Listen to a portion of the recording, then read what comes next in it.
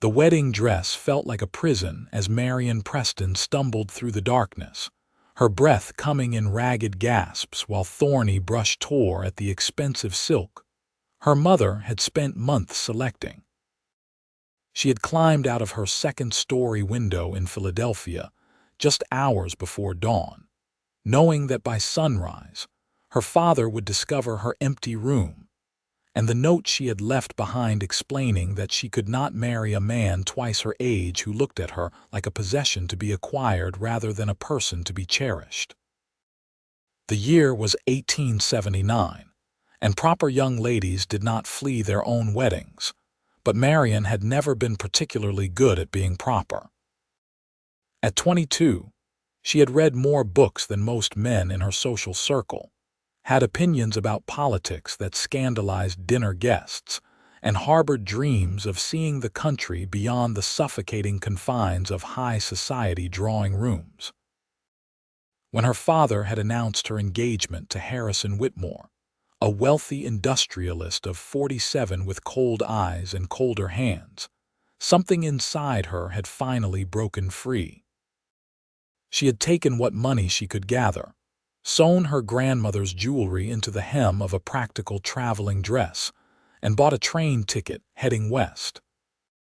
The conductor had looked at her with suspicion when she boarded alone, but her carefully practiced story about joining her aunt in Illinois had satisfied him enough to leave her be. Days of travel had brought her to Galesburg, Illinois, a growing railroad town that seemed far enough from Philadelphia to catch her breath and plan her next move. But Marianne had underestimated her father's determination and Harrison Whitmore's wounded pride.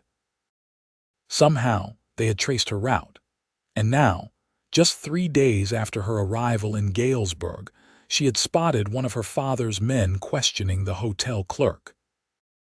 Panic had seized her throat, and she had fled through the back entrance, her small carpet bag abandoned in her rented room along with most of her remaining money. Now she found herself stumbling through the outskirts of town in the pre-dawn darkness, having run blindly away from the main streets until the buildings gave way to open land. Her fashionable boots, designed for city sidewalks rather than rough terrain, had already rubbed blisters on her heels, and the practical dress she wore offered little protection against the October chill. When her foot caught on an exposed root and sent her sprawling face first into the dirt, Marianne could not stop the sob that escaped her lips. She had been so focused on escaping that she had not thought beyond the immediate moment, and now she was alone, lost, and nearly penniless in unfamiliar territory with no clear plan and no one to turn to for help. "Easy there, miss." The voice came from above her, rough but not unkind, and Marianne's heart leaped into her throat as she scrambled backward, her hands scraping against rocks and dried grass. A man stood silhouetted against the slowly lightening sky, his figure made larger by the horse beside him. "Did not mean to startle you. Saw you running like the devil himself was on your heels. You hurt?" Marianne's voice stuck in her throat as she tried to assess whether this stranger represented help or another threat. The growing light revealed a man who appeared to be in his mid-20s, tall and lean in the way of someone who worked hard for his living. He wore worn denim trousers, a work shirt, and a leather vest, with a wide-brimmed hat shading his face. As he moved closer, leading his horse, she could make out strong features, a few days' worth of stubble on his jaw, and eyes that held genuine concern rather than the calculation she had learned to recognize in men like Harrison Whitmore. "I am fine," she finally managed, her Philadelphia accent sounding absurdly refined in the open countryside. She tried to stand, but her ankle protested sharply, and she gasped as pain shot up her leg. "You are not fine," the stranger said, dropping his horse's reins and crouching beside her with the easy grace of someone comfortable in his own body. "That ankle is already swelling. What are you doing out here alone? Galesburg is a half-mile back that way." "I was just walking," Marianne said, knowing how unconvincing the lie sounded even as she spoke it. "I enjoy morning constitutionals." The man raised one eyebrow, his mouth quirking in something that might have been amusement. "In a fancy dress, running like wolves are chasing you before the sun is even properly up. Miss, I was born at night, but it was not last night. You are in trouble, and unless I am mistaken, you are running from someone." Marianne felt tears prick her eyes, exhaustion and fear and pain finally overwhelming her carefully maintained composure. "Please," she whispered, "if someone comes asking about me, please say you have not seen me. That is all I ask. I will manage from here." "Manage to what?" "Hobble on a twisted ankle with no supplies and nowhere to go." The stranger sat back on his heels, studying her with an intensity that should have been uncomfortable, but somehow was not. "My name is Xavier Jenkins. I work a ranch about 5 miles northwest of here. My boss, old Tom Patterson, he has a soft spot for strays, human and otherwise. You look like you could use a meal, a safe place to rest that ankle, and maybe someone to talk to who is not whoever you are running from." "I could not possibly impose," Marianne started, but her stomach chose that moment to growl loudly, reminding her that she had not eaten since yesterday morning. Her cheeks flushed with embarrassment. Xavier stood and offered her his hand. Name is not an imposition when it is freely offered. "I am heading back to the ranch now.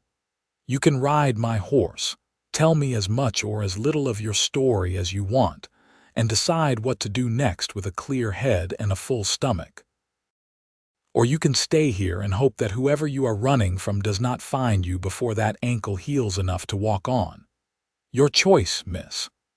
Marianne looked at his outstretched hand, calloused and work-worn, so different from the soft, manicured hands of the men in her father's social circle. Everything she had been taught told her that going anywhere with a strange man was the height of foolishness. But her instincts, the same ones that had finally pushed her to flee an impossible situation, told her that Xavier Jenkins was offering genuine help without expectation of anything improper in return. She took his hand. Xavier's grip was firm but gentle as he helped her to her feet, and when she swayed with the pain from her ankle, he steadied her without comment. His horse, a sturdy bay gelding with patient eyes, stood still as Xavier helped Marianne into the saddle before swinging up behind her. "Hold on to the saddle horn," he instructed, his voice close to her ear as he reached around her to gather the reins. "It is not far, but the terrain is a bit rough in places." As they rode through the slowly brightening morning, Marianne found herself acutely aware of Xavier's presence behind her, the solid warmth of him, the easy way he controlled the horse with minimal effort. She had ridden before, of course, but always side saddle on carefully groomed trails in city parks. Never like this, never with such a sense of freedom despite her circumstances. "You do not have to tell me anything," Xavier said after a while, his voice quiet enough that it did not disturb the morning stillness. "But if you want to talk, I am willing to listen." Marianne surprised herself by wanting to tell him everything. Perhaps it was exhaustion, or perhaps it was the simple fact that he was a stranger who had no connection to her old life, but she found the words spilling out before she could stop them. "My name is Marianne Preston. I was supposed to be married 3 days ago in Philadelphia to a man my father chose, a man I could never love, so I ran." "That took courage," Xavier said simply, and the lack of judgment in his voice made something tight in Marianne's chest ease slightly. "Or foolishness. I had a plan, or at least the beginning of one, but my father found me faster than I expected. One of his men was at my hotel, and I panicked and ran without thinking. I left everything behind except what I am wearing." Well, what you are wearing is well made enough that Tom's wife Martha will be able to work with it. She is about your size, might have some more practical clothes you could borrow." Xavier paused. "Your father, he would force you back to Philadelphia if he found you, without question. And the man I was supposed to marry, Harrison Whitmore, he is not the sort to accept being embarrassed. My father's business depends on connections, and Harrison has the kind of influence that could ruin him. They will not stop looking for me easily. Then we will have to make sure they do not find you," Xavier said matter-of-factly, as if hiding a runaway bride from her wealthy family was something he did every day. The sun had fully risen by the time they reached the Patterson Ranch, illuminating a well-maintained property with a 2-story farmhouse, a large barn, and several outbuildings. Cattle grazed in distant pastures, and chickens scratched in a yard enclosed by a neat fence. It looked, Marianne thought, like something from a completely different world than the one she had left behind. An older woman emerged from the house as they approached, wiping her hands on an apron. She was perhaps 50, with graying brown hair pulled back in a practical bun and sharp eyes that took in the situation immediately. "Xavier, what have you brought home now?" "Morning, Martha. This is Miss Marianne Preston. She has had a rough night and could use some help. Is Tom around?" "In the barn." Martha's expression softened as she looked at Marianne's disheveled appearance and swollen ankle. "Come on down from there, child. You look about ready to collapse. Xavier, fetch Tom, then get yourself breakfast. I will take care of Miss Preston." Within minutes, Marianne found herself seated at a large kitchen table with her injured ankle propped up on a stool. A compress of cool water pressed against the swelling while Martha bustled around making coffee and slicing bread. Tom Patterson, a weathered man in his 60s with kind eyes, listened quietly as Xavier explained the situation with admirable brevity. "Well now," Tom said when Xavier finished, "that is quite a predicament, Miss Preston. But Martha and I did not raise 5 daughters without learning a thing or two about helping young ladies in difficult circumstances. You are welcome to stay here as long as you need to figure out your next steps." "I cannot ask you to lie for me," Marianne protested, though the relief she felt at his words nearly brought fresh tears to her eyes. "If my father's men come asking questions, I do not want you to risk anything on my behalf." "Who said anything about lying?" Tom's eyes twinkled.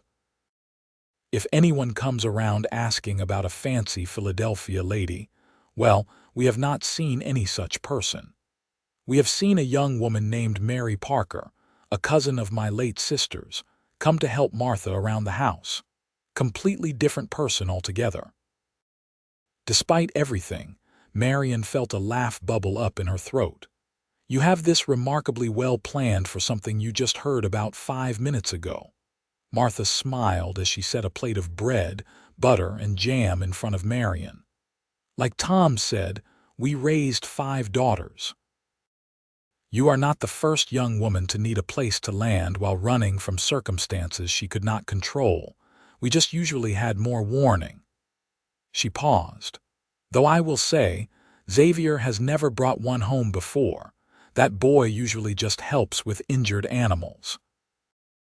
Xavier, who had been leaning against the doorframe watching the conversation, shifted his weight and cleared his throat. Seemed like the right thing to do. Over the next several days, Marianne found herself settling into a rhythm she never could have imagined during her carefully structured life in Philadelphia.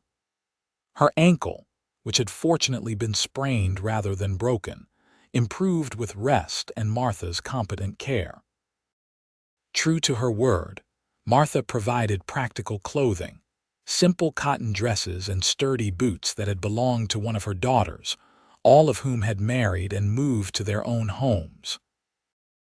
As Mary Parker, Marianne helped around the house, learning to cook substantial meals for ranch hands, to preserve vegetables, to mend work clothes that took far harder wear than anything she had experienced before. Martha was a patient teacher, and Marianne discovered a satisfaction in useful work that her previous life of decorative accomplishments had never provided. But it was the time she spent with Xavier that truly changed her. He worked long days on the ranch, helping Tom manage the cattle, repair fences, break horses, and handle the dozens of tasks that kept the operation running smoothly. Yet he always seemed to find time to check on Marianne, to bring her a cup of coffee while she worked, to tell her stories about ranch life that made her laugh, to ask her opinions on matters as if her thoughts genuinely mattered to him. "You do not have to keep checking on me," Marianne said one afternoon about a week after her arrival. She was sitting on the porch shelling peas, her ankle now strong enough to walk on without pain. Xavier had just ridden in from checking fence lines and had immediately headed her direction. "I am quite well, and you must be exhausted." Xavier dismounted and tied his horse to the porch rail before climbing the steps to lean against the post near her chair. "Maybe I like checking on you. You always have something interesting to say, not like most folks who just talk about weather and cattle prices." "I know nothing about weather and cattle prices," Marianne pointed out, her fingers continuing their work with the peas. "So by necessity, I have to talk about other things." "See, that is exactly what I mean. You have read more books than anyone I have ever met. You know about places I have only heard of in passing. You think about things differently than most people around here." Xavier paused. "In a good way, I mean. A interesting way." Marianne felt her cheeks warm at the compliment. In the week she had been at the ranch, she had learned that Xavier was 25, that he had been working for Tom Patterson for 7 years, that he was saving money to buy his own land someday. She had learned that he was unfailingly kind to animals, patient with difficulties, and possessed a quiet competence that she found increasingly attractive. She had also learned that she looked forward to seeing him far more than was probably wise for a woman still technically engaged to another man in the eyes of the law and society. "Xavier," she said carefully, setting down the bowl of peas, "I need to tell you something.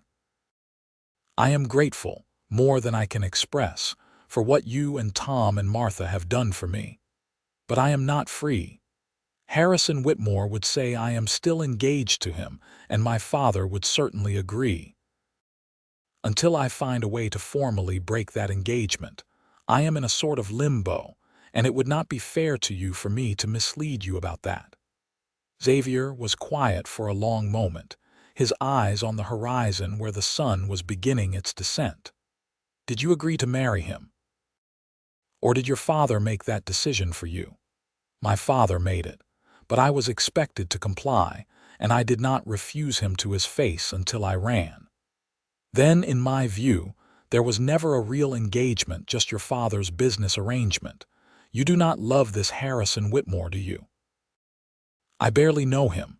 We spoke perhaps half a dozen times before my father announced the wedding date." Xavier turned to look at her directly, his expression serious. "Marianne, I know we have not known each other long, but I have never met anyone like you. You are brave and smart and kind, and you laugh at my terrible jokes even when they are not funny. I think about you all day when I am working, and I look forward to these conversations more than just about anything else in my life right now." He took a deep breath. "I am not asking you for anything today. I am just telling you that when you are ready, when you feel free, I would like the chance to court you properly. The way you deserve to be courted, not as a business arrangement, but as a real choice between two people who care about each other." Marianne's heart hammered in her chest. "Xavier, She paused, trying to find words for feelings that had been growing steadily since that first morning when he had found her in the dirt and offered help without conditions. "I would like that very much. But I need to find a way to truly be free first. I need to officially end the engagement to Harrison, and I need to make it clear to my father that I will not be returning to Philadelphia." "Then we will figure out how to do that," Xavier said simply. "Together, if you will let me help." That night, after everyone else had gone to bed, Marianne sat in the small room Martha had given her and tried to compose a letter. She had been avoiding this, knowing that any communication could potentially give away her location, but Xavier was right. She needed to formally end her engagement, and she needed to do it in a way that would convince her father and Harrison to stop searching for her. After several false starts, she finally wrote 2 letters. The first was to her father, carefully worded to express her respect for him while firmly stating that she would not marry Harrison Whitmore, that she had made a new life for herself, and that she hoped eventually he could understand and forgive her choice. The second was to Harrison himself, apologizing for the embarrassment her flight had caused him, but making it clear that she had never agreed to the marriage and would never consent to it in the future. She did not mention Galesburg or the Patterson Ranch.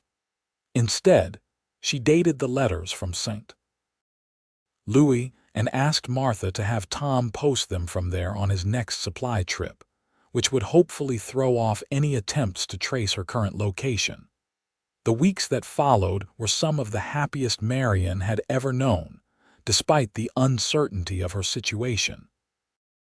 As October turned to November and the Illinois weather grew colder, she settled more deeply into life at the ranch. She learned to ride properly, not side saddle, but astride on a gentle mare named Daisy that Tom said could use the exercise. Xavier taught her, patient through her initial awkwardness, encouraging when she finally found her balance and confidence. They rode together often, Xavier showing her the boundaries of the Patterson land, pointing out landmarks, teaching her to read the weather in the clouds and the behavior of the cattle. Marianne had never felt so alive, so present in her own body and life, as she did during those rides across the open prairie with Xavier beside her. The attraction between them grew steadily stronger, but Xavier was careful to maintain propriety, conscious of both Marianne's uncertain legal status and her reputation under the Pattersons' roof. Their courtship consisted of long conversations, shared meals, stolen glances across the dinner table, and the occasional brush of hands that sent electricity through Marianne's entire body. "Tell me about your dreams," Marianne said one afternoon as they watered their horses by a creek on the edge of the Patterson property. "You mentioned wanting your own land someday. What would you do with it?" Xavier leaned against a tree, his hat pushed back on his head, his eyes distant with thought. "I would want enough land to run a decent herd, maybe 200 or 300 head to start. A good house, nothing fancy but solid, built to last. Room for a family if I am fortunate enough to have one. I would want to build something that matters, something I could be proud of and pass down to my children someday." "That sounds wonderful," Marianne said softly. "It sounds like a real life, built on real things, not just appearances and social obligations." "Is that what your life in Philadelphia felt like? All appearances?" Marianne considered the question carefully. "Not all of it. I loved my mother, though she was too concerned with propriety to stand up to my father on my behalf. I loved learning, reading, going to museums and concerts. But yes, so much of it was about maintaining appearances, about being seen doing the right things with the right people. Nothing felt substantial, nothing felt truly mine. And now I feel like I am finally learning who I actually am, separate from who everyone expected me to be." She turned to face Xavier directly. "And I like the person I am discovering. She is stronger than I thought she was, braver. She can do useful things with her hands, can ride a horse, can have a real conversation instead of just making polite small talk. She can make choices." Xavier moved closer, close enough that Marianne could see the flecks of gold in his brown eyes. I like the person you are discovering too. I like her very much. For a moment, Marianne thought he might kiss her, and she realized she desperately wanted him to. But he stepped back, clearing his throat, ever the gentleman despite his rough exterior. We should head back. Martha will be expecting us for dinner. It was mid-November when Tom returned from a supply run to Galesburg with troubling news. There was a man at the general store asking questions, he reported over dinner that evening. Eastern accent, well-dressed, showing around a photograph and offering money for information about a missing young lady named Marianne Preston. Marianne felt the blood drain from her face. "Did he speak to you?" "Not directly, but I overheard enough. The description he gave could have been you before Martha got you into proper ranch clothes and you got some sun on your face." Tom paused. "I did not mention you, of course, and I do not believe anyone in town would connect Mary Parker to his Marianne Preston, but it means they have not given up the search." Xavier's jaw tightened. "She sent letters. She made her position clear. Why can they not accept her decision?" "Because in their world, women do not get to make such decisions," Marianne said quietly, her appetite completely gone. "And because Harrison Whitmore is not a man who accepts being refused, I should go. I have put you all at risk long enough." "You will do no such thing," Martha said firmly. "Where would you go? How would you support yourself? You are safer here than wandering alone." "Martha is right," Tom added, "but we might need to make things more official, give you more legal protection than just pretending you are someone else." "What do you mean?" Marianne asked. Tom exchanged a look with Martha, some unspoken communication passing between them. "Well, if you were married, you would legally be under your husband's authority rather than your father's. Harrison Whitmore would have no claim on you, and your father's power over you would be significantly diminished." The room fell silent. Marianne was acutely aware of Xavier sitting across from her, his expression unreadable. "I will not trap anyone into a marriage of convenience to solve my problems," Marianne finally said. "I ran from an arranged marriage precisely because I want the freedom to choose for myself. What if it was not just a marriage of convenience?" Xavier's voice was quiet but steady. "What if it was a real marriage between two people who care about each other and want to build a life together?" Marianne's heart stuttered in her chest. "Xavier, you cannot possibly be suggesting—" "I am suggesting exactly what it sounds like." Xavier stood, moving around the table to kneel beside her chair, taking her hand in both of his. "Marianne, I know we have only known each other for 6 weeks, but I have never been more certain of anything in my life. I love you. I love your intelligence, your courage, your kindness, the way you laugh when you finally master something new. I love that you are not afraid to get your hands dirty but still get excited about books and ideas.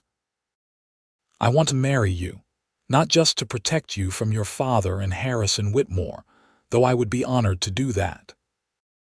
I want to marry you because I want to spend my life with you, to build that ranch I dream about with you by my side, to have those children with you, to grow old knowing I get to wake up next to you every morning."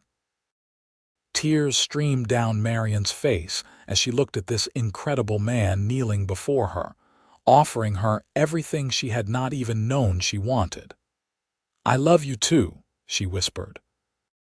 "I think I started falling in love with you that first morning when you helped me without asking for anything in return, and I have fallen more in love with you every day since.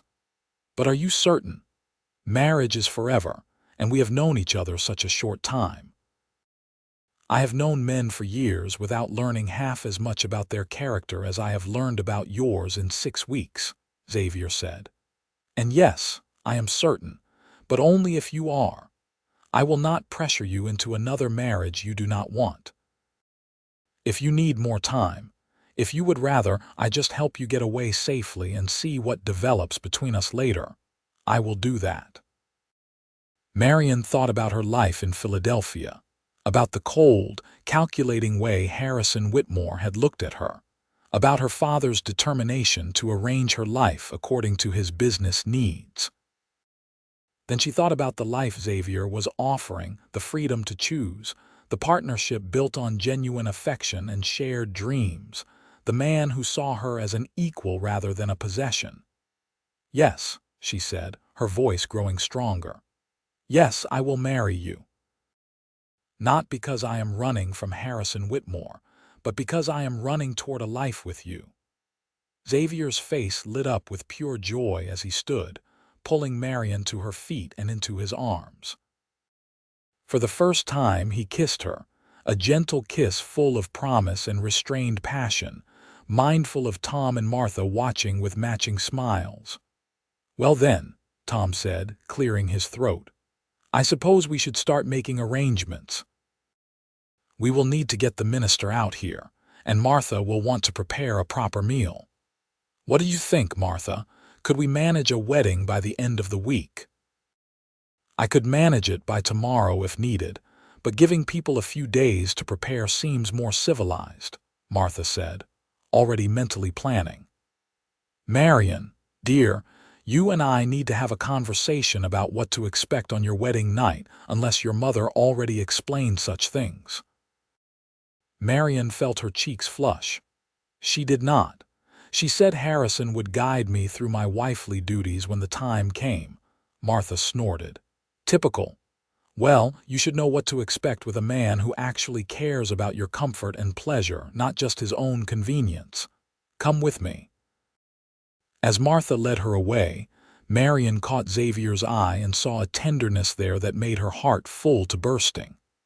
Whatever happened next, whatever challenges her father and Harrison Whitmore might present, she would face them with Xavier by her side, and that made all the difference. The next few days passed in a blur of preparation. Tom rode to town to arrange for the minister to come out to the ranch, carefully avoiding the well-dressed stranger who was still asking questions about a missing Philadelphia heiress. Martha transformed the simple parlor into something festive with late-season flowers and candles. She also spent several hours explaining to Marianne the physical realities of marriage with a frankness that left Marianne alternately embarrassed and grateful for such practical information. "Your Xavier is a good man," Martha told her the day before the wedding as they worked together baking pies. "He will be patient with you, will make sure you are comfortable." The intimacy between husband and wife can be a source of great joy when there is real affection between the partners, not just duty. Do not be afraid to tell him what you like, what you do not like. A good marriage requires communication in all things, including that. "Thank you," Marianne said sincerely, "for everything, not just this. You and Tom have given me so much more than shelter. You have given me a chance at real happiness." "You would have found your way to happiness regardless," Martha said. "You have the kind of spirit that does not stay crushed for long. We just helped smooth the path a bit." The wedding took place on a crisp November morning in the Pattersons' parlor. The minister, an elderly man named Reverend Thompson who had known Tom and Martha for decades, asked no awkward questions about Marianne's background. He seemed content to accept her as Mary Parker, a young woman of good character marrying a hard-working ranch hand with excellent prospects. Marianne wore a simple dress in deep blue that Martha had altered to fit her perfectly. She had no family present, but Martha stood with her as a mother would, and Tom walked her down the improvised aisle to where Xavier waited, looking handsome and slightly nervous in his best clothes. As they exchanged vows, Marianne felt none of the dread that had consumed her before her planned wedding to Harrison Whitmore. Instead, she felt joy, certainty, and a deep sense of rightness as she promised to love and cherish Xavier for the rest of her life. When Xavier slipped a simple gold band onto her finger, a ring that Tom and Martha had gifted them, Marianne understood that she was finally, truly free. Not because a man had saved her, but because she had saved herself, and then chosen to build a life with someone who valued her as an equal partner. The kiss they shared after being pronounced husband and wife was chaste given their audience, but Marianne could feel the promise of deeper passion contained in Xavier's careful restraint. Her husband. The word felt strange and wonderful on her tongue. The celebration that followed was modest, but heartfelt. Martha had prepared an impressive meal, and several neighboring ranchers stopped by to offer congratulations, all accepting without question that Mary Parker had married Xavier Jenkins in a simple ranch ceremony. If any of them noticed the quality of Marianne's diction or her educated vocabulary, they politely ignored it. As evening fell, the guests departed, and Martha showed Marianne and Xavier to a small cottage on the property that Tom had originally built for his eldest daughter. It had been empty since she married and moved north, and the Pattersons had spent the past few days making it comfortable for the newlyweds. "I will leave you two alone," Martha said with a knowing smile. "Remember what we talked about, Marianne, and Xavier, you be good to her, you hear?" "Always," Xavier promised, his eyes never leaving Marianne's face. Alone together for the first time as husband and wife, Marianne felt nervousness flutter in her stomach despite Martha's frank preparations. Xavier must have sensed her anxiety because he made no immediate move toward the bedroom. Instead, he took her hands in his and kissed them gently. "We have all the time in the world," he said softly. "There is no rush. We could just sit and talk if you would prefer, get used to the idea of being married before anything else." Marianne felt her nervousness ease at his consideration. "I love you," she said, "and I want to be a true wife to you in all ways. I am just a bit anxious about the unknown. I love you too, and I promise to be patient to make sure you are comfortable." Xavier paused, a slight smile playing at his lips. "Though I will confess I am a bit anxious myself. I want this to be good for you, and I am not entirely certain I know what I am doing either." His honesty surprised a laugh out of Marianne. "So we will figure it out together, like we figure everything else out." "Together," Xavier agreed, and kissed her with more passion than before, his hands careful on her waist. "Always together." What followed was tender and awkward and surprisingly sweet as they navigated the intimacy of marriage with patience and increasing confidence. Xavier was true to his word, careful with her, making sure she was comfortable even as his own desire was evident. Marianne discovered that Martha had been right, that physical intimacy with someone you loved, someone who cared about your pleasure as much as his own, could be wonderful rather than the duty she had been led to expect. Afterward, lying in Xavier's arms in the darkness, Marianne marveled at how completely her life had changed. 2 months ago, she had been a trapped woman facing a future of cold obligation. Now she was a wife by her own choice, loved and loving, with a future full of possibility stretching before her. "What are you thinking?" Xavier asked, his fingers tracing lazy patterns on her shoulder. "I am thinking that I am happier than I have ever been in my life," Marianne said honestly. "And I am thinking that I want to help you achieve your dream of owning your own ranch. I have jewelry that my grandmother left me, sewn into the hem of the dress I was wearing when you found me. It should still be at the hotel in Galesburg unless someone threw it away.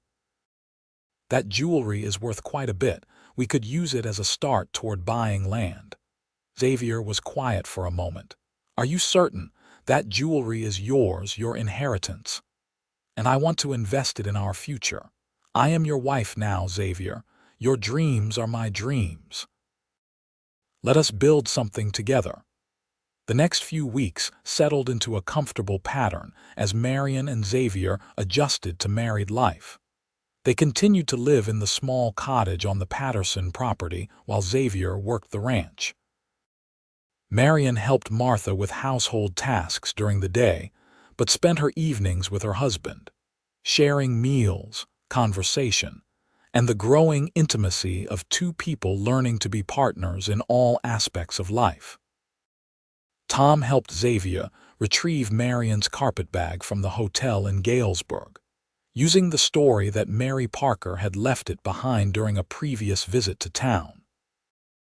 The bag was still there, untouched, and when Marianne carefully unpicked the hem of her traveling dress, the jewelry spilled out, glittering in the lamplight. Necklaces, bracelets, rings, all pieces her grandmother had collected over a lifetime, and left to Marianne with the secret instruction to use them for her own happiness, rather than letting them become part of a wedding settlement. "Your grandmother must have been a remarkable woman," Xavier said, examining a particularly beautiful sapphire necklace. "She was. She married my grandfather for love, which was scandalous in her day. She always told me to follow my heart, even when my mother was trying to train me to be a proper society lady. I think she would have liked you very much." They took the jewelry to a reputable dealer in Chicago, traveling together on the train, Marianne's first trip away from the ranch since her arrival. The dealer assessed the pieces as genuine and valuable, offering a sum that made Marianne gasp. Combined with Xavier's savings from 7 years of hard work, they had enough to make a significant down payment on land. Tom helped them find a property, 800 acres bordering the Patterson Ranch to the west. It had good water, grazing land, and a small house that needed work but had solid bones. The previous owner had moved to California, and his widow was eager to sell and follow him west. By early December, Xavier and Marianne were the proud owners of their own ranch. "It needs a name," Marianne said as they stood on their own land for the first time as its owners, watching the sunset paint the sky in shades of orange and gold. "I was thinking the M&X Ranch," Xavier said, pulling her close. "For Marianne and Xavier, building a life together." "I love it," Marianne said, and kissed him as the sun dipped below the horizon on their land, the beginning of their real life together. But their peace was not to last unchallenged. A week before Christmas, a coach arrived at the Patterson Ranch while Xavier and Tom were working on repairs to the M&X house. Martha was with them, helping Marianne assess what furniture they would need. So no one was at the main house when Harrison Whitmore stepped down from the coach, accompanied by a lawyer and 2 hired men who looked more like thugs than proper assistants. They were waiting in the Patterson parlor when Tom, Martha, Xavier, and Marianne returned for dinner, having let themselves in with an arrogance that immediately set Marianne's teeth on edge. Harrison looked older than she remembered, his face showing the strain of 2 months of searching, his eyes cold with anger barely contained beneath a veneer of civility. "Marianne," he said, standing as she entered, "I have been looking everywhere for you. It is time to end this foolishness and come home." Marianne felt Xavier tense beside her, but she placed a calming hand on his arm. This was her fight, her past to confront. "I am home, Harrison, and it is not foolishness to refuse a marriage I never wanted." "You do not get to decide what you want," Harrison said, his voice hardening. "Your father made an agreement and you will honor it." "My father made an agreement that I was never party to. I sent you a letter explaining my position. I will not marry you." "You will, or your father will suffer the consequences. I have the power to ruin him, Marianne, and I will not hesitate to use it if you do not come back and fulfill your obligations." The lawyer stepped forward, a thin man with calculating eyes.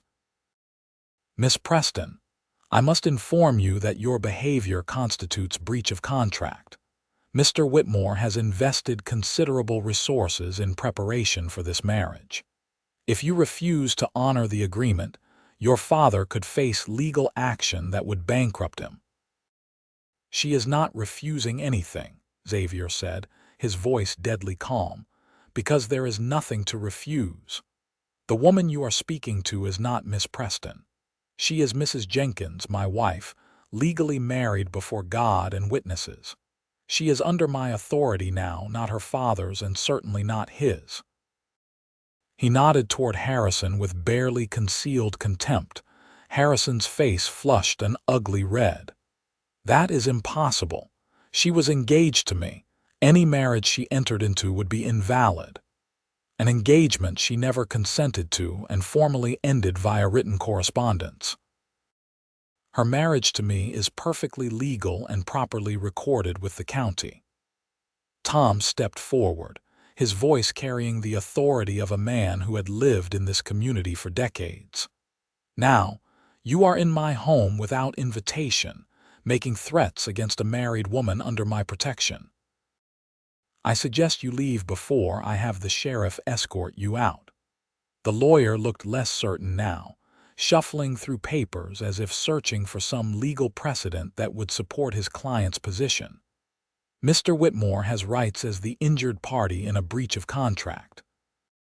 At minimum, he is entitled to compensation for his losses.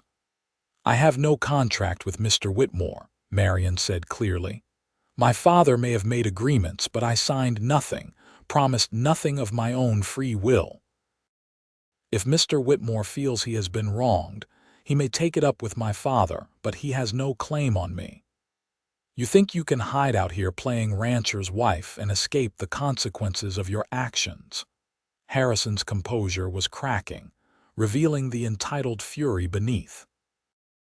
I could destroy you. I could make sure no one in proper society ever receives you. Your family would be shamed beyond recovery. I have no interest in proper society, Marianne said, and realized it was completely true. I have a husband I love, land of our own, and the freedom to build the life I choose. You can threaten all you want, Harrison, but you have no power here. I am done being afraid of you. Harrison took a step toward her, his hand raised, and suddenly Xavier was between them, his stance protective but not aggressive. You will not touch her. You will not threaten her. You will leave this property now, or I will make you leave, and I guarantee you will not enjoy the experience. For a moment, the tension in the room was thick enough to choke on. Harrison's hired men shifted nervously, clearly assessing whether their employer was paying them enough to fight a ranch hand who looked very capable of defending his wife. The lawyer had gone pale, clearly not having signed on for physical confrontation. Finally, Harrison stepped back, smoothing his coat with shaking hands. This is not over, Marianne. You have made a powerful enemy. No, Marianne said quietly. This is completely over. Go back to Philadelphia, Harrison. Find a wife who actually wants to marry you, someone who will be impressed by your money and influence. Let me go and get on with your life. After Harrison and his entourage left, the atmosphere in the Patterson house remained tense. Tom immediately rode into Galesburg to inform the sheriff about the confrontation, wanting it on record in case Harrison tried anything else. Martha made tea while Marianne and Xavier sat close together on the sofa, his arm around her shoulders, her hand gripping his tightly. Do you think he will really try to ruin your father? Xavier asked quietly. Marianne considered the question. Perhaps. My father made his choices, and he will have to live with the consequences, just as I am living with mine. I sent him a letter explaining my position. If he chose to ignore it and maintain his business relationship with Harrison, despite knowing I would never consent to the marriage, that is his responsibility, not mine. Still, he is your father. He is. And I hope someday he will understand and we can reconcile.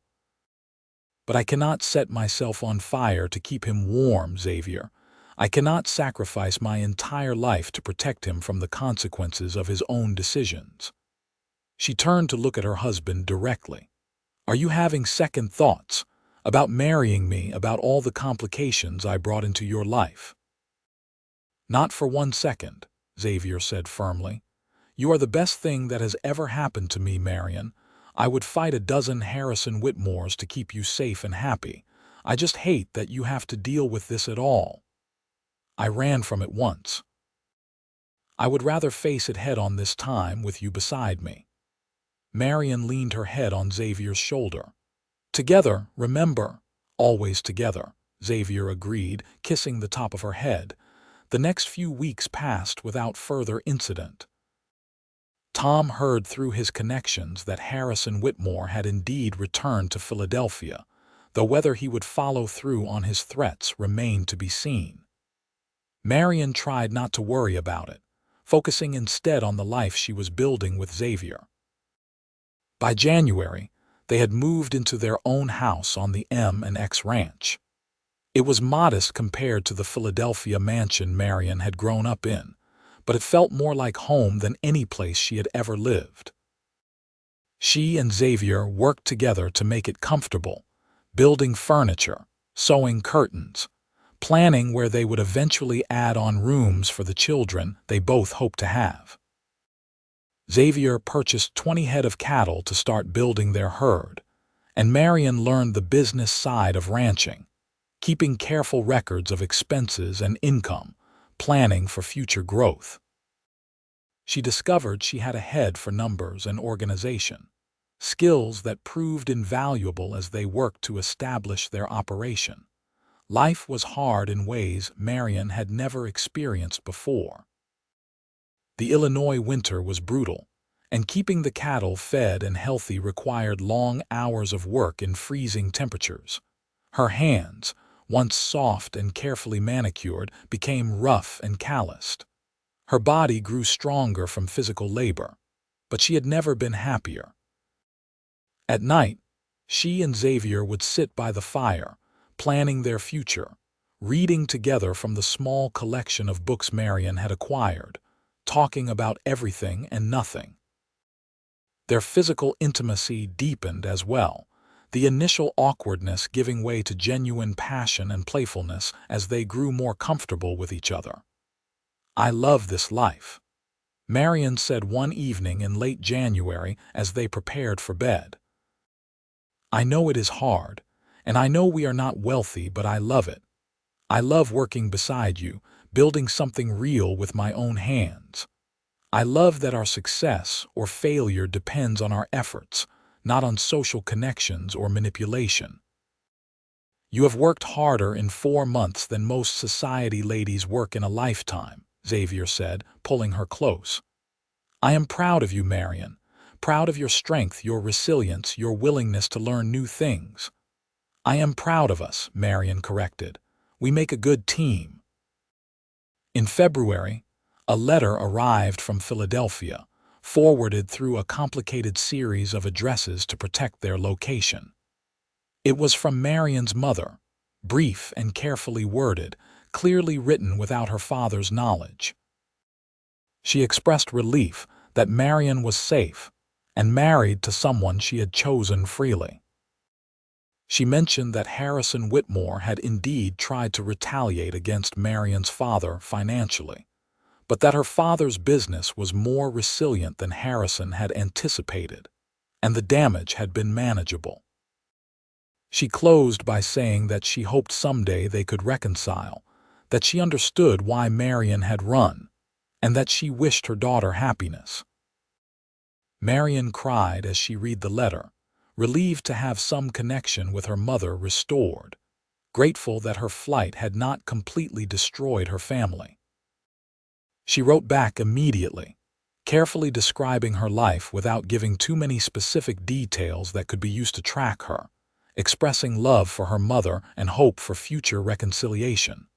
Spring came late to Illinois that year, but when it finally arrived, it transformed the land. Marianne had never experienced spring outside of a city before, and the explosion of wildflowers, the return of birds, the calving of their small herd, all of it filled her with wonder. She and Xavier worked from dawn to dusk during calving season, caring for newborns, assisting difficult births, rejoicing over each healthy calf that meant growth for their operation.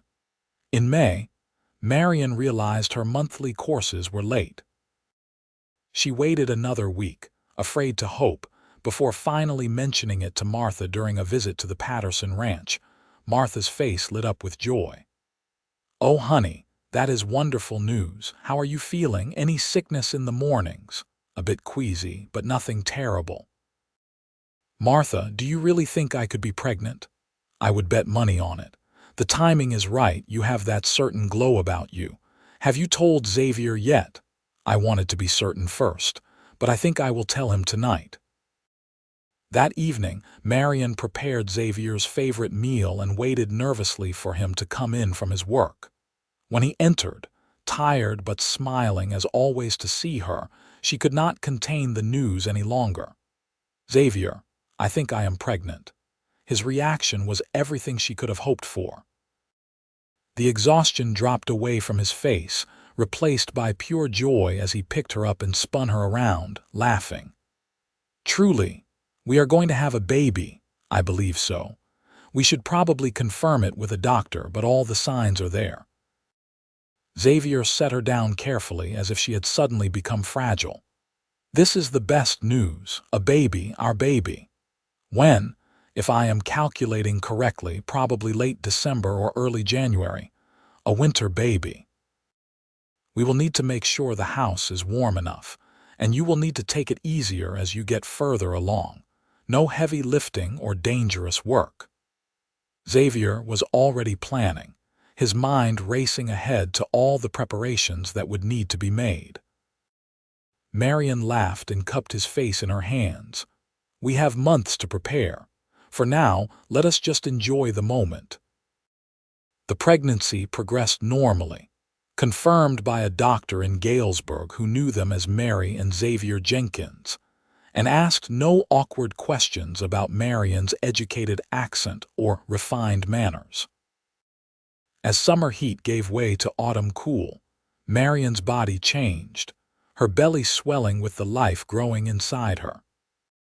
She found pregnancy both fascinating and frustrating, marveling at the movements she could feel as the baby grew, but irritated by the limitations her changing body placed on her activities.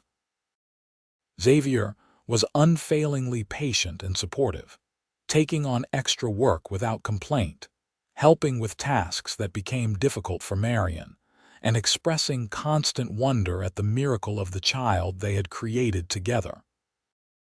Tom and Martha were equally supportive, sharing their wisdom from raising 5 children, helping prepare baby clothes and supplies, and promising to be there when the time came for the birth. As December arrived and Marianne's due date approached, she found herself reflecting on the incredible journey of the past year. She had fled an arranged marriage, found love with a cowboy who offered her a real partnership, built a life based on choice and mutual respect, and now was about to become a mother. It was more than she had ever dared to dream when she climbed out that window in Philadelphia. Labor began on a cold night in early January, 2 weeks past what the doctor had estimated. Martha arrived quickly, having stayed at the M&X ranch for the past week in anticipation, and took charge with the calm competence of a woman who had both given birth and assisted at many deliveries. Xavier paced nervously outside the bedroom door, occasionally being allowed in to hold Marianne's hand during contractions, but mostly banished by Martha, who said he was more hindrance than help. After 12 hours of hard labor, just as the sun was rising on a new day, Marianne delivered a healthy baby boy. His first cry filled the small house, and Marianne burst into tears of relief and joy as Martha placed the baby on her chest. "He is perfect," Martha said, beaming. lungs like a champion, good color, all fingers and toes accounted for. You did wonderfully, Marianne. Xavier was allowed back in, moving slowly as if in a dream, his eyes wide as he looked at his son for the first time. He is beautiful, he whispered, one finger gently touching the baby's tiny hand. You are beautiful. I cannot believe we made this perfect little person. What should we name him? Marianne asked, exhausted but happier than she had ever been. I was thinking Thomas, after Tom Patterson, if you approve. He has been like a father to me, and I would like to honor that. Thomas Jenkins. Marianne tried out the name. I love it. Thomas Xavier Jenkins, with your name as his middle name. And your mother's maiden name as a second middle name if you want. A connection to your family. Marianne felt tears prick her eyes again at Xavier's thoughtfulness. Thomas Xavier Morrison Jenkins. It is perfect. The weeks after Thomas's birth were a blur of sleepless nights, endless feedings, and the intense joy of watching this tiny person they had created. Xavier proved to be a devoted father, rising without complaint for nighttime diaper changes, walking the floor with Thomas when he was fussy, and gazing at his son with such love that it made Marianne fall even more deeply in love with her husband. Tom and Martha were equally smitten with the baby, visiting often and insisting on watching Thomas so Marianne could rest, or she and Xavier could have some time together. The neighboring ranchers stopped by with gifts and congratulations, welcoming the newest member of the community.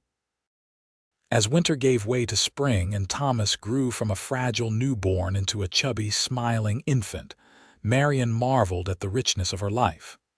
She was a wife, a mother, a rancher, a partner in building something meaningful. She was valued for her intelligence, her work, her contributions, not just her appearance or social connections. One evening in April, as she nursed Thomas while Xavier sat beside her reading a stock report, she felt overwhelmed with gratitude for the chain of events that had brought her here. Do you ever think about how different our lives would be if you had not found me that morning? She asked. Xavier set down the paper and looked at her seriously. I think about it sometimes. I think about how close I came to taking a different path that morning, about what would have happened if I had not seen you running. But then, I realized that I believe we would have found each other somehow. Some things are just meant to be. You think we were fated to meet. I think you were brave enough to save yourself, and I was fortunate enough to be there when you needed help. But what came after, the love between us, the life we have built, that is all our choice. We chose each other, Marianne, and we keep choosing each other every day. I will always choose you, Marianne said softly. You and Thomas and the life we are building together. The years that followed brought both challenges and triumphs. The ranch prospered through hard work and careful management, their herd growing steadily, their reputation for quality cattle spreading throughout the region. Thomas grew into a bright, energetic boy who loved the ranch and followed his father everywhere. When he was 3, Marianne gave birth to twin girls, Alina and Rose, who proved to be as different as night and day despite being twins. Alina was serious and thoughtful, while Rose was mischievous and daring. Marianne never lost her love of learning and made sure all her children received good educations, teaching them to read and write at home and encouraging their curiosity about the world. Xavier taught them practical skills, how to ride, how to care for animals, how to work the land with respect and intelligence. They added on to the house as the family grew, building more bedrooms, a larger kitchen, a proper parlor for entertaining the neighbors who became close friends. The M&X Ranch became known as one of the most successful operations in the area, built through honest work and smart planning rather than exploitation or luck. Occasionally, letters arrived from Philadelphia. Marianne's mother wrote several times a year, sharing news of family and eventually, after several years, reporting that Marianne's father had expressed regret over how he had handled the situation with Harrison Whitmore. He never wrote directly, but through her mother's letters, Marianne understood that he had eventually come to respect her choices, even if he could not fully approve of them. Harrison Whitmore eventually married a woman from Boston. A union that Marianne's mother delicately suggested was as much a business arrangement as the proposed marriage to Marianne would have been. Marianne felt only relief and a distant sort of pity for the woman who had taken the fate she had escaped. When Thomas was 10 and the twins were 7, Marianne's mother made the journey to Illinois to finally meet her grandchildren. It was an emotional reunion. Years of separation healed through tearful embraces and long conversations. Marianne's mother spent 2 months at the ranch, getting to know Xavier and the children, learning to appreciate the life her daughter had built. "I was wrong," she told Marianne one evening as they sat on the porch watching Xavier teach the children to rope fence posts. "I should have supported you when you told your father you did not want to marry Harrison. I was so concerned with propriety and your father's business that I forgot what really mattered. Can you forgive me?" "I forgave you years ago, Mother," Marianne said, taking her hand. "You did the best you could with the understanding you had, and look what came from my running away. I found Xavier, built this life, had these beautiful children. I would not change anything." Her mother squeezed her hand, tears in her eyes. "You are happy, truly happy. I can see it in everything you do, in how you look at Xavier, in how you are with the children. That is all I ever really wanted for you." On the last day of her visit, Marianne's mother gave her a package wrapped in cloth. Inside was the sapphire necklace that had been meant to be part of Marianne's wedding jewelry, the one piece from her grandmother's collection that they had not sold to by the ranch. "Your father wants you to have this," her mother explained. "He asked me to tell you that he is proud of you, of what you have built, and that he hopes someday he can visit and meet his son-in-law and grandchildren. The necklace is yours, as it should have been all along, to do with as you wish." Marianne held the necklace, remembering the girl she had been when she fled Philadelphia, frightened but determined. "Tell father he is welcome here anytime. Tell him I would like very much for him to meet my family." After her mother left, Marianne carefully stored the necklace away, not to sell but to save for her daughters, a tangible link to the family history and the grandmother who had encouraged Marianne to follow her heart. Life continued its steady rhythm. The children grew, the ranch prospered, and Marianne and Xavier's love deepened with each passing year. They faced challenges, of course, droughts that tested their resources, harsh winters that took their toll on the herd, the ordinary struggles of raising children and running a business. But they faced everything together, their partnership as strong as it had been on the day they married.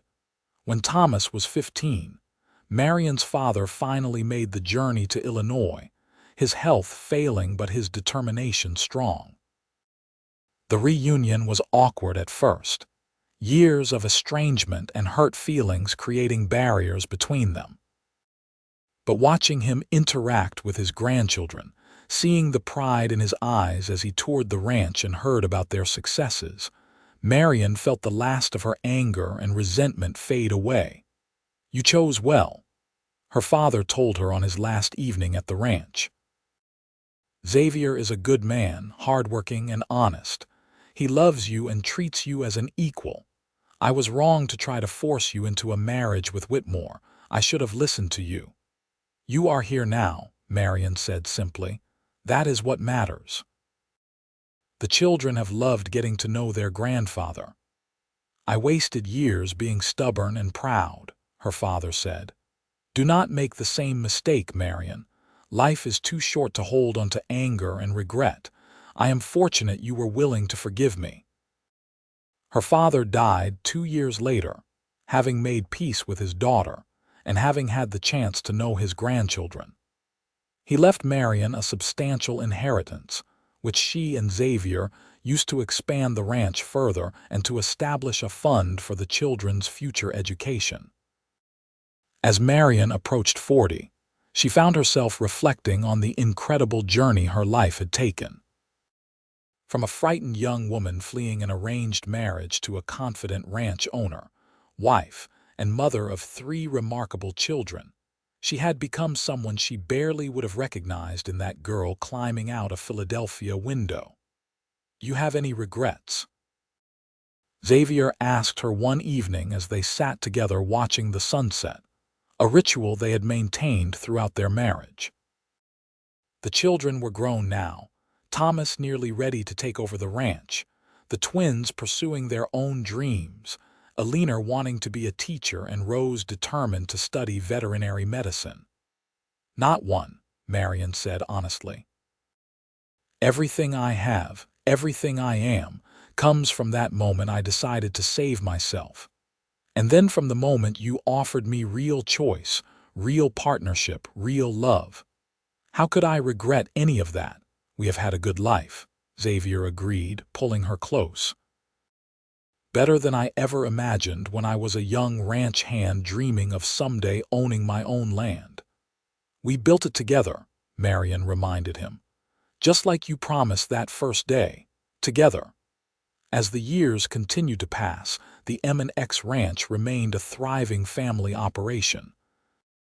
Thomas married a local girl and brought her into the family, eventually having children of his own who played in the same yard where he had grown up. Alina became a teacher in Galesburg, beloved by her students, while Rose broke barriers to study animal medicine and became one of the few female veterinarians in the region. Xavier and Marianne grew old together, their hair graying, their bodies marked by years of hard work, but their love as strong as ever. They became grandparents, then great-grandparents, the ranch remaining in the family through multiple generations, each one adding their own contributions while maintaining the foundation that Xavier and Marianne had built. On their 50th wedding anniversary, surrounded by children, grandchildren, and great-grandchildren, Marianne looked at the man who had offered her salvation not through rescue but through partnership, and felt her heart overflow with love and gratitude. They had built a legacy, not just in the land and the cattle, but in the family they had created, the lives they had touched, the example they had set of what marriage could be when it was based on genuine love and mutual respect. "Thank you," she whispered to Xavier as they stood together cutting the cake their family had prepared, "for finding me that morning, for offering me a real choice, a real marriage, a real life." "Thank you for choosing me," Xavier replied, his eyes, though older now, still holding the same warmth and love they had held on their wedding day. "For choosing us, for building this incredible life with me. I would do it all again in a heartbeat." As the celebration continued around them, their family laughing and talking and celebrating the love that had started it all, Marianne reflected on the truth that had guided her life since that desperate flight from Philadelphia. Freedom was not just about running away from what you did not want, but about running toward what you did want, and then having the courage to build it with your own hands and heart. She had fled an arranged marriage and found something infinitely more valuable, a real marriage built on love, respect, and partnership. The cowboy who had found her that morning had not just offered her shelter, but had offered her a future of her own choosing, and together they had created something beautiful that would endure long after they were gone. Their story became a legend in the family, passed down through generations, the tale of the Philadelphia heiress who ran away from an arranged marriage and found true love with a cowboy in Illinois, building a ranch and a family that prospered for over a century. But for Marianne and Xavier, it was simply their life, the one they had chosen together, and it had been everything they had ever dreamed of and more. As the sun set on their anniversary celebration, painting the sky in brilliant colors over the land they had worked and loved for 50 years, Marianne leaned against Xavier's shoulder and felt complete contentment. She had been fleeing an arranged marriage when he found her, desperate and afraid and uncertain of her future. The cowboy who had offered help that morning had given her so much more than he had promised. He had given her a real marriage, a real partnership, a real life. And it had been worth every moment of fear, every challenge, every sacrifice. Because what they had built together was not just a ranch or a family, but a testament to the power of choice, the strength of real love, and the incredible things that could happen when two people truly committed to building a life together as equals.